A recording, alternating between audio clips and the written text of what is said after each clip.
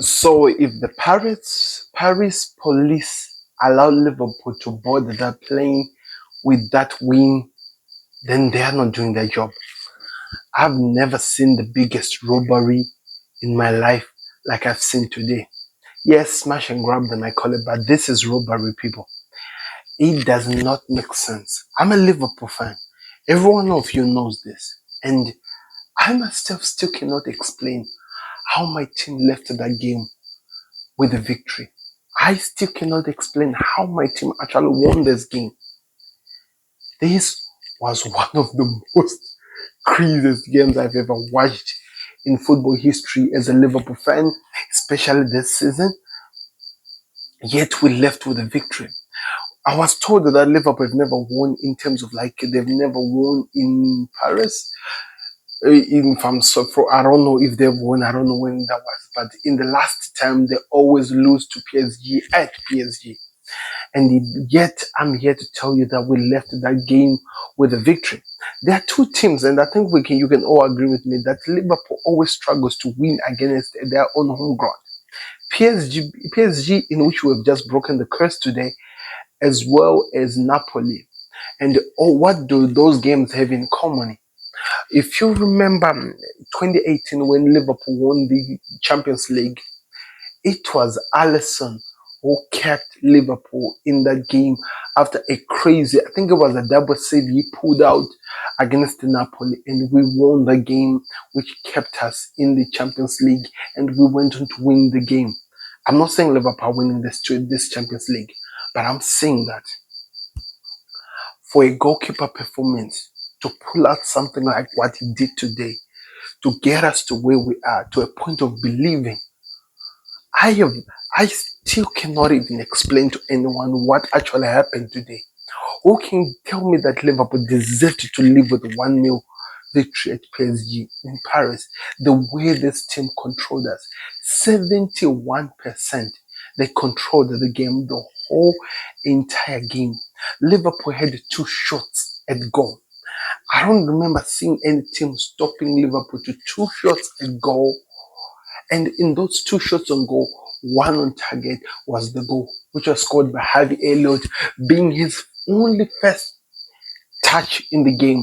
42 seconds in the pitch, and his first touch was a goal from an assist from, you never guess this, Darwin Nunes.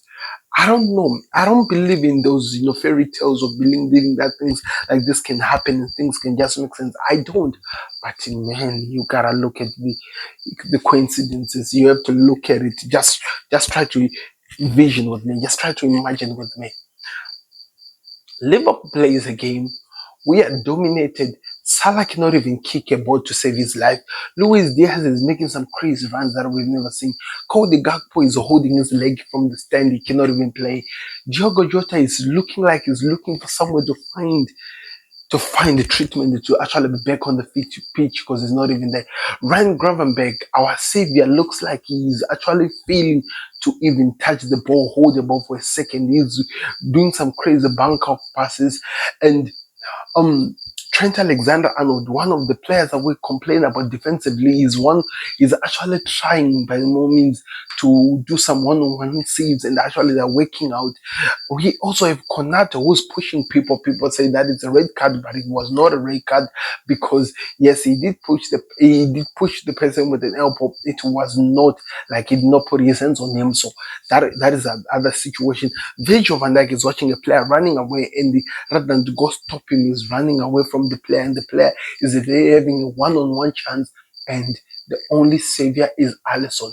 And in all those things happening, Andy Robertson is struggling to not know who exactly to keep away. Am I dealing with Dembele or am I dealing with Akim? Because all of them are coming at me. And nobody understands what's happening. Dominic Soboslai having the best week or month of his life, and he still have no idea how he's going to stop or do even a proper pass going forward.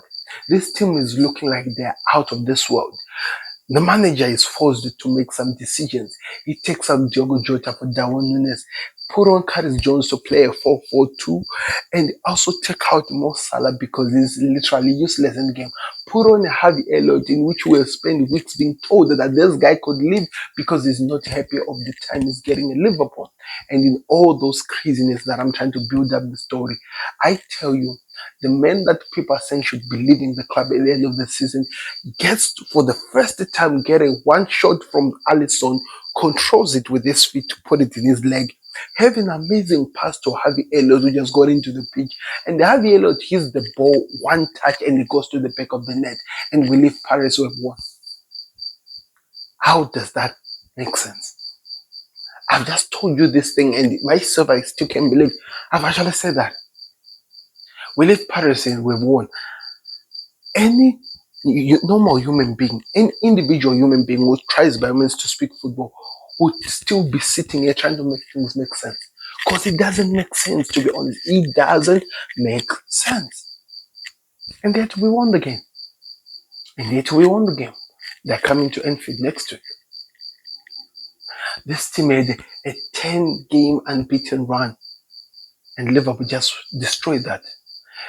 There's no team that has won. They've never been a draw in about I don't know how many games at France. And if you saw to this game, you expected the win to come from France. And yet I'm here telling you that we beat PSG. Hence why in the beginning of the video I said, if Paris Saint-Germain, if Paris police allow Liverpool to get onto that plane going back to Enfield with that victory, then that's clearly daylight robbery which has just happened in our very eyes. This was a good game, people. I've never seen a masterclass by the goalkeeper. 9 shots on target he kept out from going at the back of the net. 3 or even 4 of those shots he has no right at all to save. He literally reminded me of a Thibaut Courtois. Every single time we play against Real Madrid in the final, Thibaut Courtois turns out into Superman. That's exactly what Alisson just did for Liverpool today. We won the game. We were not perfect. Not at all. Not a chance. We were not perfect. And yet I still have to tell you that we won the game. Of course, there were other games which were played.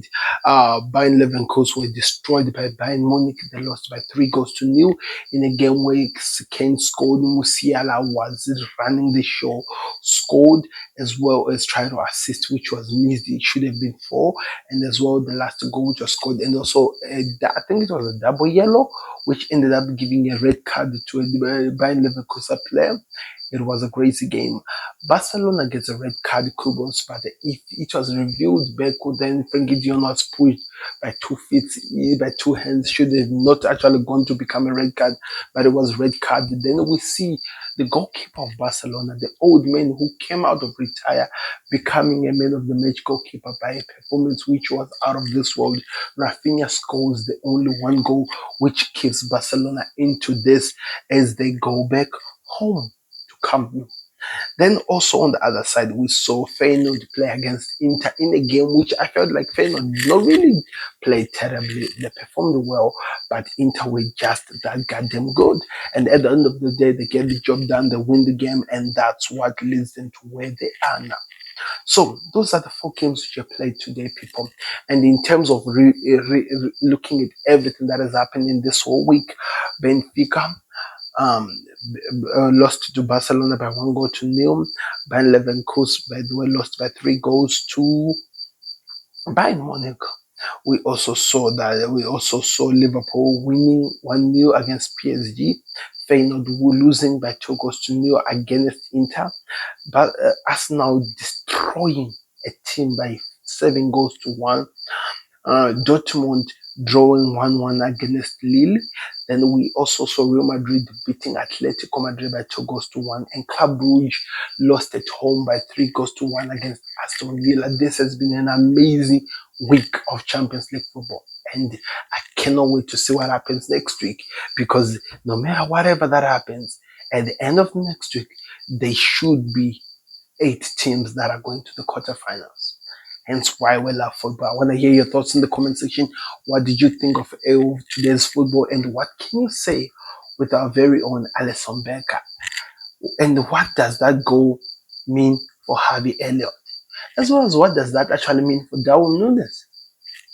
So many questions people to ask, but I want to hear your thoughts in the comment section. Don't forget to like the video. Don't forget to subscribe to the Connect. I still have no idea how Liverpool got away with that victory. I'm out. Peace. See you on another one.